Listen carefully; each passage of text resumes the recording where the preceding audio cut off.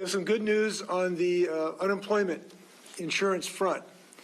As you know, we have been working diligently and bending every single effort we can possibly imagine to resolve the claims of people on unemployment that have been waiting sometimes for months. And that's been very extremely frustrating to people.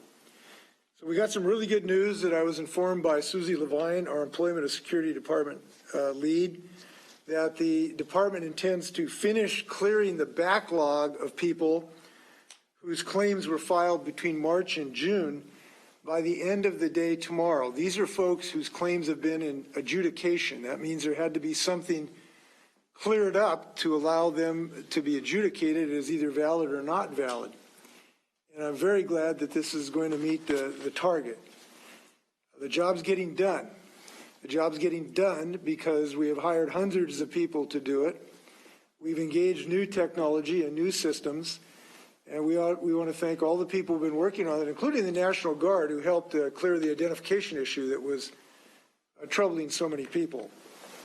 I had the distinct honor of knowing John Lewis, and it really was an honor to know a person who just embodied the best of you could possibly imagine of an American, who demonstrated the power of peaceful protest to change the world.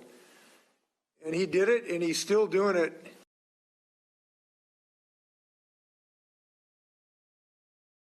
Even after his passing, because that spirit has inspired so many people in this country and in the U.S. Congress. And I'll tell you, I haven't served with John for years. When he spoke, and this is a rare thing, people listened, because I understood he was speaking from a higher plane. And I was taken by the last thing he wrote. It was in an op-ed here just a few days ago. He said, "I say to you, walk with the wind, brothers and sisters, and let the spirit of peace and the power of everlasting love be your guide." John Lewis inspired people to live that creed. And to know such a one as him is something that has made an impact on me personally. John was also a person of incredible graciousness. He spent quite a bit of time talking to my son one time who had a project about civil rights. And to be able to talk to John Lewis about civil rights, that was an honor. We're going to carry on your work, John. With that, one of the things we're carrying on his work is to make sure people can vote and make sure that we have a solid democracy as we have come to treasure it. And voting by mail is one important part of this. Unfortunately, there are forces in our nation that want to suppress the ability to vote, to make it more difficult to vote, to reduce the number of people who vote. We have such a distinct, different history in Washington State, and we have demonstrated the effectiveness and the security and the power of mail-in voting. And that's something we should share with the rest of the country.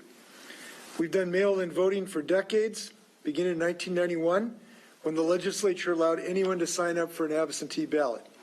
In 2005, the legislature allowed counties to move to vote by mail.